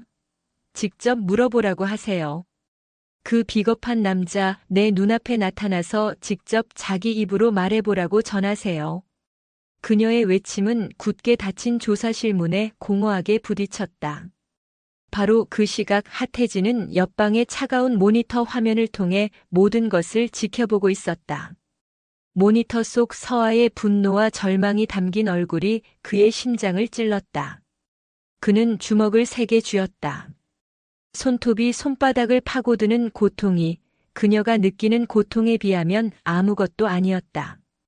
조금만 더 버텨줘, 윤서아. 제발. 그는 속으로 되뇌었다. 이것은 그녀를 무너뜨리기 위한 조사가 아니었다.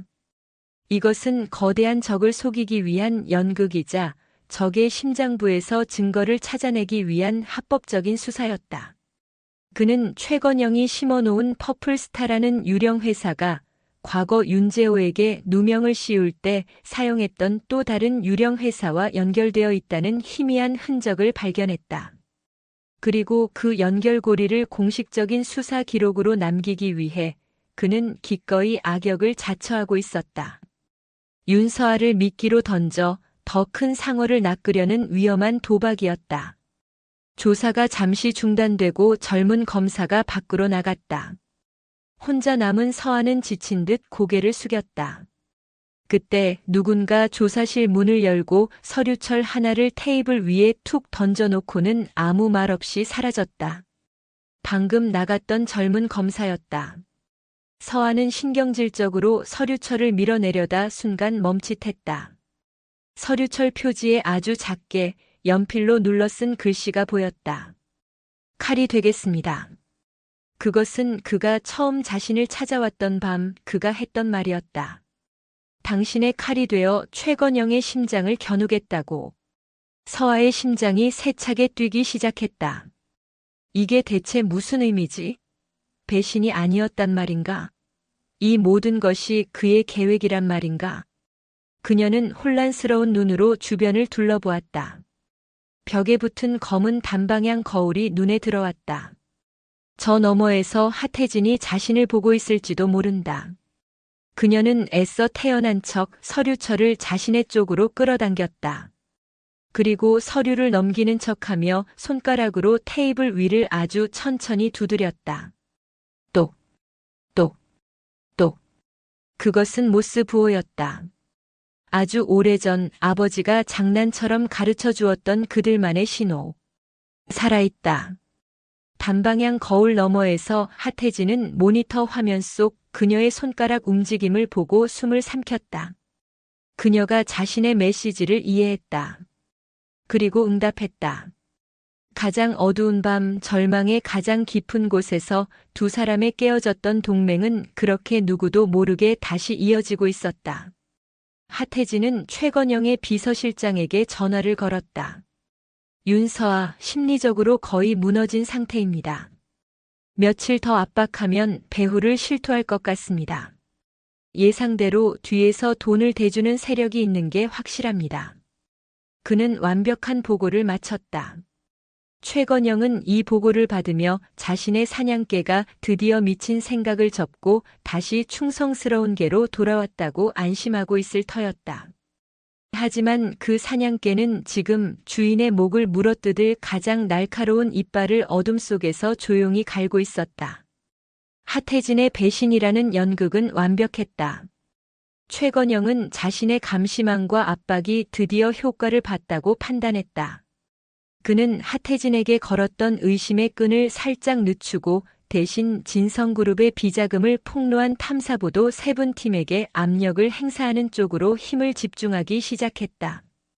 그 미세한 균열을 하태진은 놓치지 않았다. 그는 김주원 수사관을 자신의 방으로 불렀다.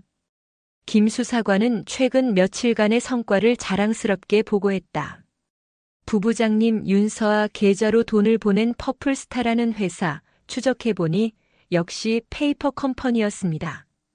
자금 세탁을 위한 전형적인 수법입니다.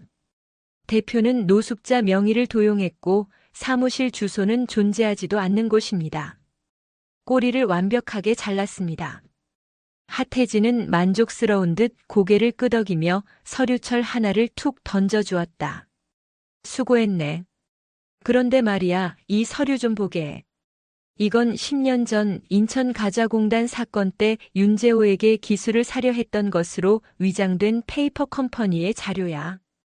이름이 블루오션 파트너스군. 김 수사관은 의아한 표정으로 서류를 받아들었다. 이미 종결된 과거의 사건 자료를 왜 지금 보라고 하는지 이해할 수 없었다. 두 사건이 무슨 연관이라도 있습니까? 연관? 없지. 전혀 다른 사건인데. 그냥 보다 보니 재미있는 점이 있어서 말이야. 이 블루오션이라는 회사의 법인 등기를 처리해준 법무법인이 이번 퍼플스타의 등기를 처리한 곳과 우연히도 똑같더군. 강남에 있는 작은 법무법인 정도라고. 세상 참 좁지 않나? 김 수사관의 눈이 가늘어졌다. 수사관의 직감이 발동했다. 우연이라고 하기에는 석연치 않았다. 게다가 말이야. 하태진이 결정적인 한마디를 던졌다. 내가 어젯밤 최 회장님 쪽 비서실장이랑 통화를 했는데 글쎄 윤서아 건 빨리 마무리하고 덮으라고 성화를 내는 거야. 윗선에서 부담스러워한다고. 그냥 적당히 집행유예로 마무리하라는 지시야. 김 수사관, 자네 생각은 어떤가? 우리가 캐고 있는 게 정말 저 계집애 하나 잡자고 하는 일 같아? 하태진은 일부러 김 수사관의 정의감과 수사 본능을 자극했다. 그는 긁어부스럼 만들지 말라고 말하는 대신 윗선에서 덮으려 한다는 사실을 흘려 그의 의심에 불을 지폈다. 김 수사관의 얼굴이 굳어졌다. 그는 하태진이 존경스러운 상사이긴 했지만 불의에 타협하는 것을 본 적은 없었다. 그런데 지금 그의 모습은 무언가에 쫓기듯 사건을 덮으려는 사람처럼 보였다. 부부장님 혹시 무슨 압력이라도 받고 계신 겁니까? 쓸데없는 소리. 우리는 시키는 대로만 하면 되는 거야.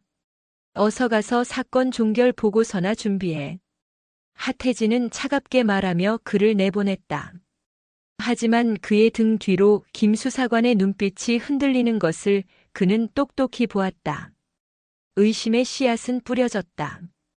이제 그 씨앗이 스스로 자라나 진실을 향해 손을 뻗게 될 터였다. 그날 밤 하태진은 대포폰을 이용해 박진우 PD에게 짧은 메시지를 보냈다. 법무법인 정도. 대표 변호사 차민규. 진성그룹의 모든 더러운 일을 처리하는 해결사. 먼지를 털면 아마 공장 하나가 나올 겁니다. 그것은 작은 실말이었지만 박진우 같은 베테랑 기자에게는 거대한 산맥의 입구와도 같았다. 탐사보도 세분팀은 즉시 정도 법무법인을 파고들기 시작했다. 그들은 진성그룹이 지난 수년간 벌여온 수많은 비자금 조성, 계열사 부당 지원, 정관계 로비의 중심에 바로 이 작은 법무법인이 있었다는 사실을 밝혀냈다. 차민규 변호사는 최건영의 대학 동문이자 그의 모든 범죄 계획을 법률적으로 포장해주는 설계자였다. 며칠 뒤 탐사보도 세부는 두 번째 폭탄을 터뜨렸다. 이번에는 유튜브가 아닌 황금 시간대 TV 정규 방송이었다. 괴물을 변호하는 법무법인 정도의 두 얼굴. 방송은 엄청난 파장을 불러일으켰다. 진성그룹의 주가가 폭락했고 여론은 들끓었다. 검찰은 마지못해 수사에 착수하겠다는 입장을 발표했다. 최건영의 철옹성에 또 하나의 균열이 생겼다. 이 모든 소동의 한가운데서 잊혔던 한 사람이 움직이기 시작했다. 이석호 연구원이었다. 그는 진성그룹의 감시 아래 지방의 요양병원에 사실상 감금되어 있었다. 하지만 그는 몰래 숨겨둔 스마트폰으로 박진우의 방송을 전부 지켜보았다. 세상이 변하고 있었다. 자신처럼 진실을 알고도 침묵했던 사람들이 이제 하나둘씩 목소리를 내고 있었다. 진성그룹이 결코 무너지지 않을 성이 아니라는 희망이 그의 마음속에서 두려움을 밀어내기 시작했다. 그는 떨리는 손으로 전화번호를 눌렀다. 윤서아의 번호였다. 그녀는 검찰 조사를 받는 중이라 전화를 받을 수 없었지만 음성 사서함으로 연결되었다. 윤서아 씨. 나나 이석호요. 아직 내 손에 증거가 있어. 그들이 미처 빼앗아가지 못한 진짜 증거가. 그가 말한 진짜 증거는 바로 10년 전 그날의 연구 데이터 원본이 담긴 외장 하드였다. 그는 당시 진성그룹이 모든 자료를 파기하고 조작할 것을 예상하고 몰래 원본을 백업하여 자신의 고향집 늙은 어머니에게 맡겨두었던 것이다. 그리고 또 하나 당시 진성그룹의 임원이 자신을 협박하며 진술을 번복하라고 강요했던 모든 대화가 녹음된 낡은 mp3 파일도 함께였다. 음성 메시지를 확인한 것은 하태진이었다. 그는 수사 중인 피의자의 통화 내역을 합법적으로 확인할 수 있었다. 심장이 터질 것처럼 뛰었다. 역전의 마지막 퍼즐 조각이 마침내 모습을 드러낸 것이다. 하지만 동시에 최건영의 분노도 극에 달했다. 법무법인 정도가 타격을 입자 그는 이 모든 일의 배후에 하태진이 있다는 것을 확신하게 되었다. 더 이상 연극에 놀아날 수 없었다. 그는 비서실장을 통해 마지막 명령을 내렸다. 하 검사, 오늘 밤 안으로 윤서아 구속영장 집행하게. 그리고 그 계집애 조사 중에 우발적인 사고가 좀 생길 수도 있겠지. 스트레스로 인한 심장마비라든가. 사람은 원래 생각보다 쉽게 죽는 법이야. 그것은 명백한 살인 교사였다. 최건영이 마지막 칼을 빼든 그 순간 하태진의 집무실 문을 누군가 두드렸다. 김주원 수사관이었다. 그의 얼굴은 비장함으로 가득 차 있었고 그의 손에는 서류철 하나가 들려 있었다. 부부장님. 제가 독단적으로 정도 법무법인의 과거 사건들을 좀 살펴봤습니다. 그리고 찾아냈습니다. 10년 전 블루오션 파트너스와 최근의 퍼플스타. 두 페이퍼 컴퍼니 사이에 존재하는 단 하나의 연결고리를. 두 회사 모두 진성그룹의 비자금을 관리하는 단 하나의 계좌에서 설립 자금이 흘러들어갔습니다. 김 수사관은 이제 모든 것을 이해했다. 하태진이 왜 이상한 행동을 했는지, 왜 자신에게 굳이 과거 사건 파일을 보여주며 의심의 씨앗을 심었는지. 그는 거대한 악과 싸우기 위해 스스로 악의 가면을 쓰고 있었던 것이다. 부부장님, 이제부터는 저도 함께 싸우겠습니다. 저에게 명령을 내려주십시오. 하태진은 말없이 김 수사관의 어깨를 두드렸다. 그는 더 이상 혼자가 아니었다. 역류가 시작되었다. 작은 냇물이 모여 거대한 강물을 이루고 이제 댐을 무너뜨리기 위해 거꾸로 흐르기 시작한 것이다. 최건영의 살인 교사 명령은 하태진에게 더 이상 물러설 곳이 없다는 것을 의미했다. 폭풍이 몰아치기 직전 세상에서 가장 고요하지만 가장 치명적인 폭풍의 눈 속으로 그는 스스로 걸어 들어갔다. 그는 먼저 최건영에게 전화를 걸어 그의 명령을 충실히 따르는 척 연기했다. 회장님 분부대로 오늘 밤 안으로 처리하겠습니다. 마침 윤서아가 심리적으로 불안 증세를 보이고 있어 일을 처리하기에 아주 좋은 환경입니다. 걱정 마십시오. 그래, 역시 하 검사야. 일이 깨끗하게 처리되면 이번 일이 끝나고 자네에게 중앙지검 3차장 자리를 선물하지. 달콤한 독이 든 사과였다. 태진은 역겨움을 참으며 전화를 끊었다. 시간은 단 몇 시간밖에 남지 않았다. 그는 즉시 자신의 모든 동맹군을 움직였다.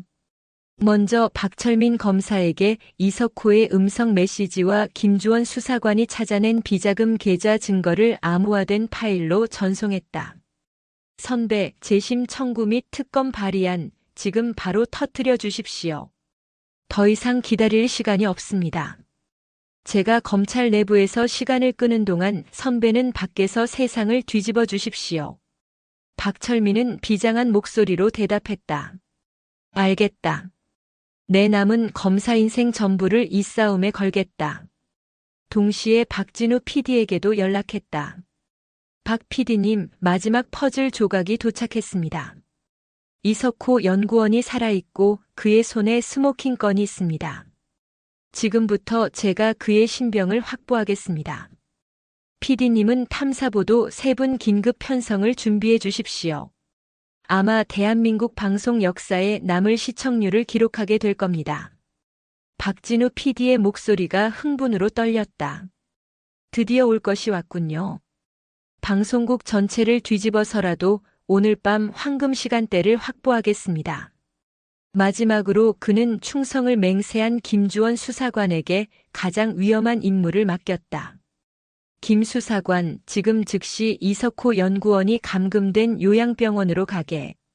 검찰 수사관 신분을 이용해 그의 신병을 확보해서 내가 알려주는 안전가옥으로 이동시켜. 아마 진성그룹 놈들도 그를 노리고 있을 거야. 무슨 일이 있어도 그를 지켜야 하네. 이것은 명령이야. 목숨을 걸고 임무를 완수하겠습니다. 모든 지시를 내린 하태진은 이제 가장 중요한 일을 위해 움직였다.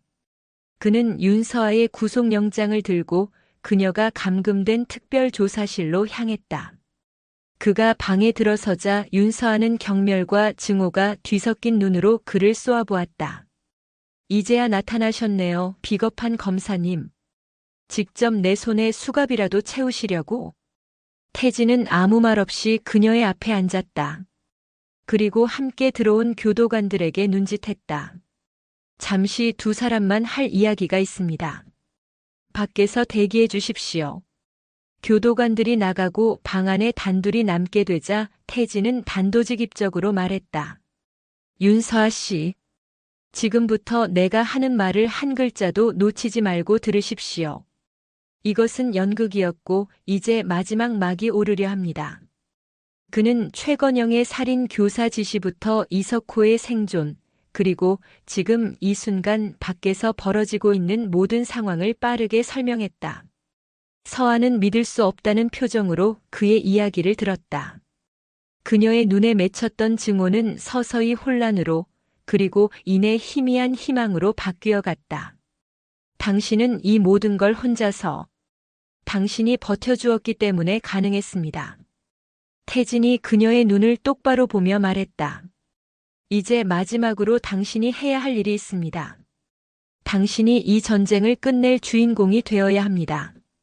그는 구속영장을 그녀 앞으로 내밀었다. 이 영장에 서명하고 나에게 체포되십시오. 그리고 호송차에 오르는 순간까지 세상에서 가장 억울하고 절망적인 표정으로 연기해야 합니다. 수많은 기자들이 당신을 기다리고 있을 겁니다. 당신의 그 얼굴이 내일 아침 모든 신문의 일면을 장식하게 될 겁니다. 세상의 모든 동정심을 당신에게로 집중시켜야 합니다. 그의 계획은 잔인할 정도로 치밀했다. 그는 윤서아를 순교자로 만들어 폭발 직전에 여론에 기름을 붓고 특검 출범의 명분을 완성하려 하고 있었다. 그런다고 세상이 바뀔까요? 우리가 바꿔야 합니다. 당신의 아버지가 그리고 억울하게 쓰러져간 내 아버지가 하늘에서 지켜보고 있을 테니까요. 서아는 떨리는 손으로 펜을 잡았다. 그리고 자신의 구속영장에 서명했다. 몇 시간 후 서울중앙지방검찰청 앞은 수백 명의 기자들로 인산인해를 이루었다. 곧 윤서아가 구속 수감될 것이라는 정보가 흘러나왔기 때문이다. 마침내 검찰청 현관문이 열리고 하태진과 검찰 수사관들에게 이끌려 초췌한 모습의 윤서아가 나타났다. 그녀가 모습을 드러내는 순간 수백 개의 카메라 플래시가 밤을 대낮처럼 밝혔다.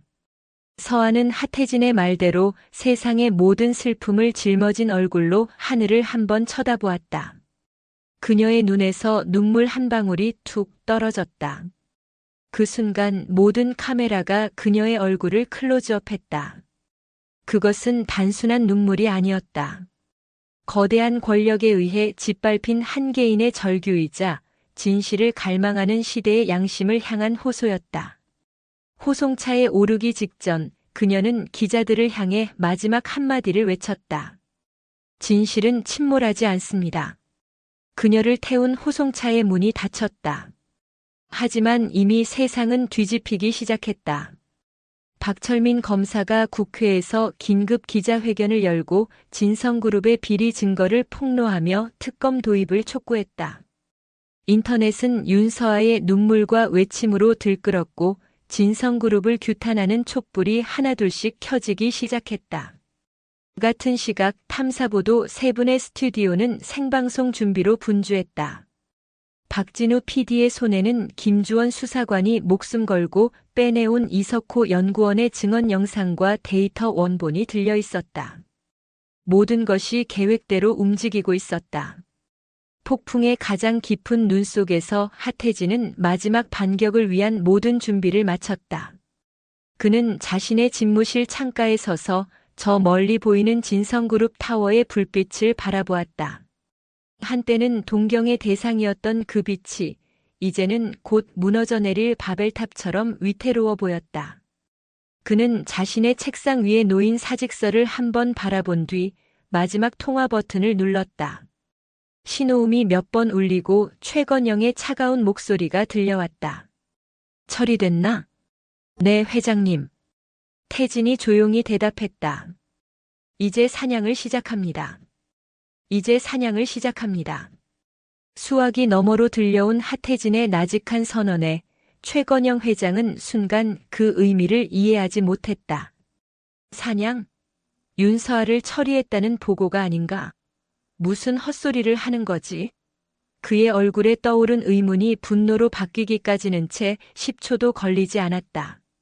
거실의 대형 TV 화면이 갑자기 암전되더니 익숙한 시그널 음악과 함께 탐사보도 세 분의 로고가 화면을 가득 채웠기 때문이다. 긴급 편성 마이너스 괴물의 성, 진실을 말하다 라는 자막이 선명했다. 이게 무슨... 최건영이 비서실장에게 전화를 걸어 고함을 지르기도 전에 방송은 시작되었다. 화면에 나타난 것은 10년의 세월과 죄책감에 짓눌려 늙어버린 이석호 연구원의 얼굴이었다. 그는 카메라 앞에서 떨리는 목소리로 그러나 분명하게 자신의 모든 죄를 고백하기 시작했다. 저는 살인 방조자이자 진실을 외면한 비겁자입니다.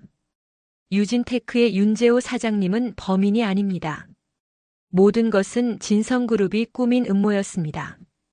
그의 증언과 함께 화면에는 10년 전의 연구 데이터 원본이 공개되었다. 진성그룹이 훔쳐갔던 바로 그 기술, 하지만 그 기술의 모든 권리가 유진테크와 윤재호에게 있었다는 것을 증명하는 빼도 박도 못할 증거였다. 뒤이어 낡은 mp3 파일에서 흘러나오는 지직거리는 음성이 스튜디오를 채웠다.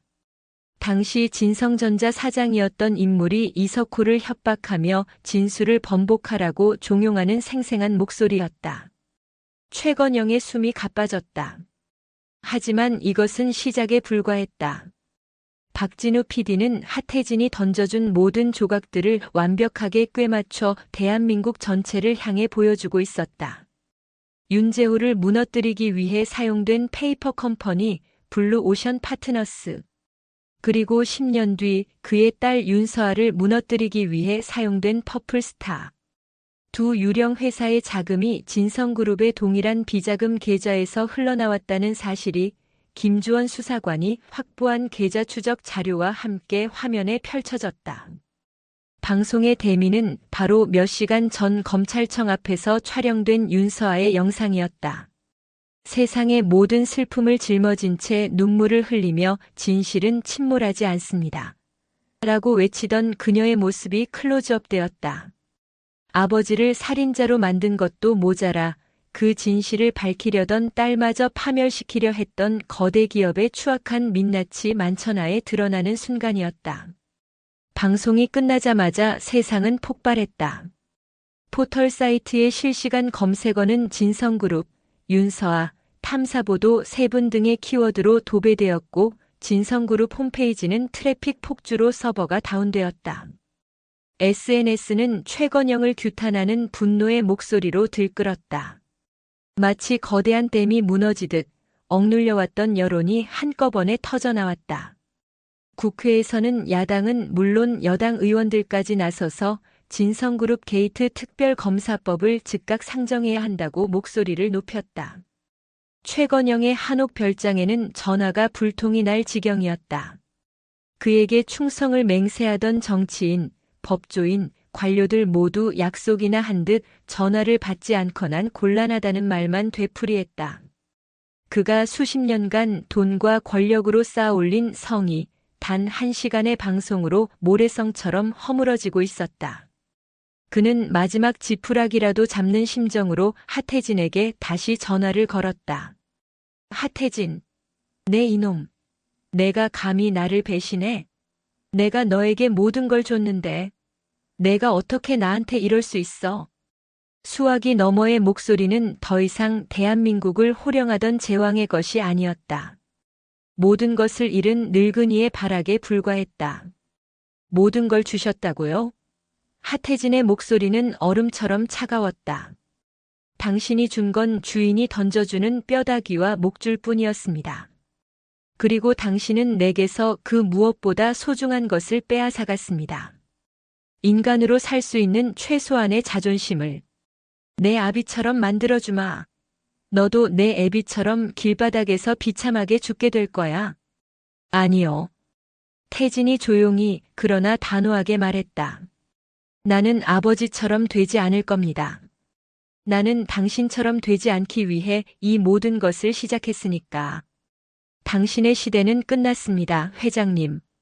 그 말을 끝으로 태진은 전화를 끊었다. 그때 그의 집무실 문이 열리고 서슬 퍼런 기세의 검사들이 들이닥쳤다.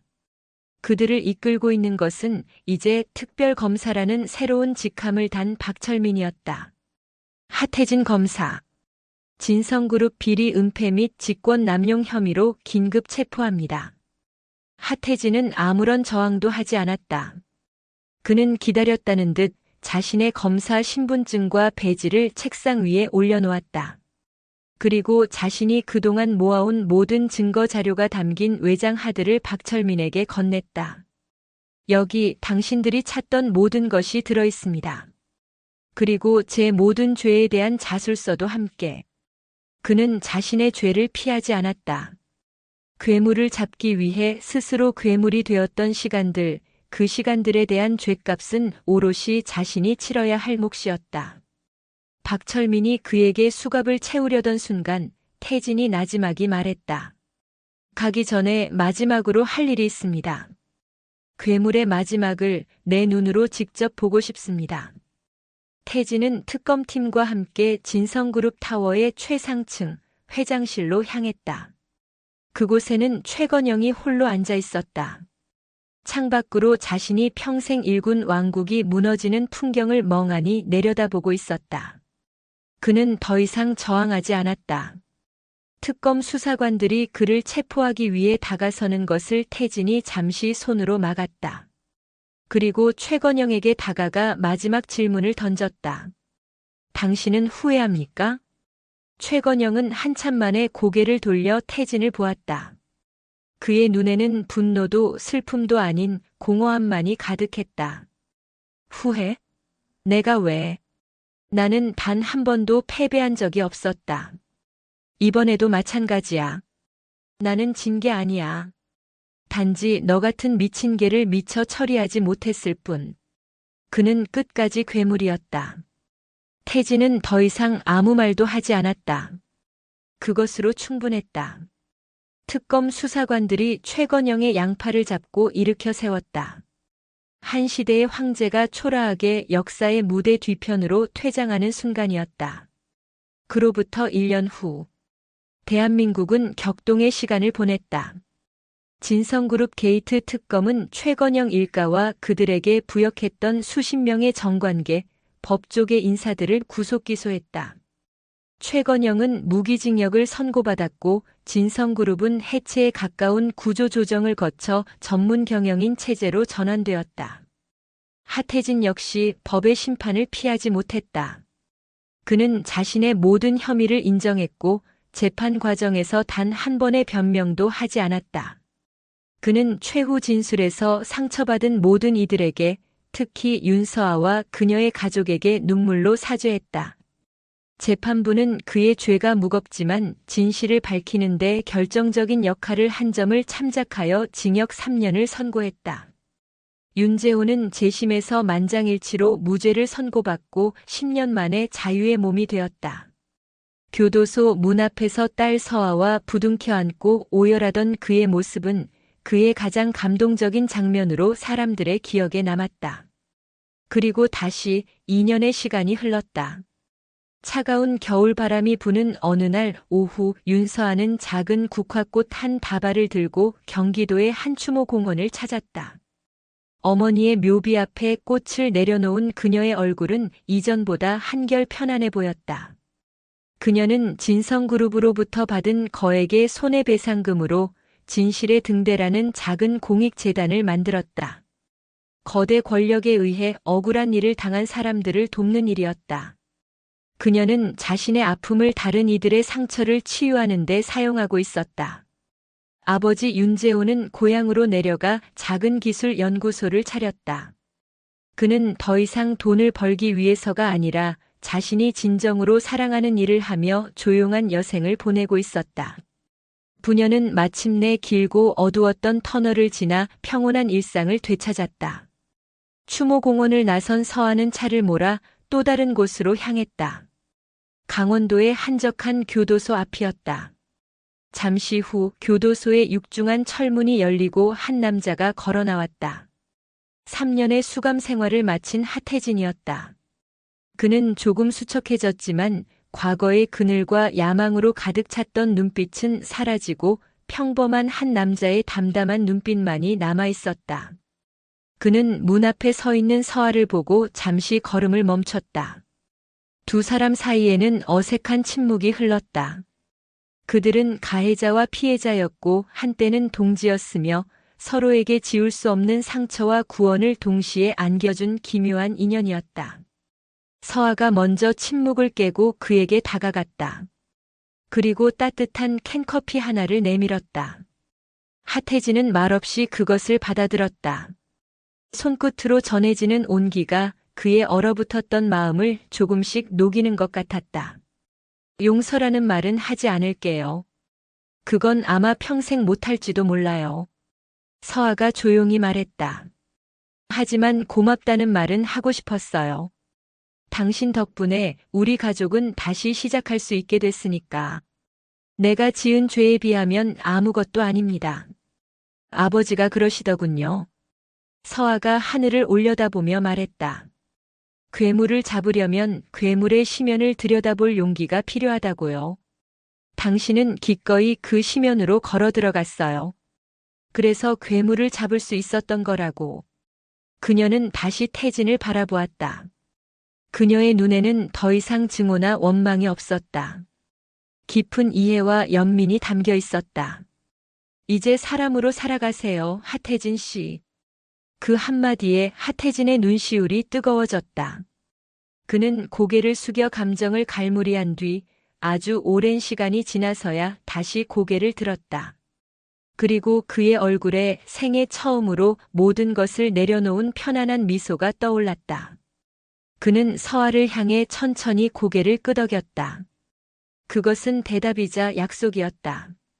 두 사람은 더 이상 아무 말 없이 각자의 길을 향해 돌아섰다.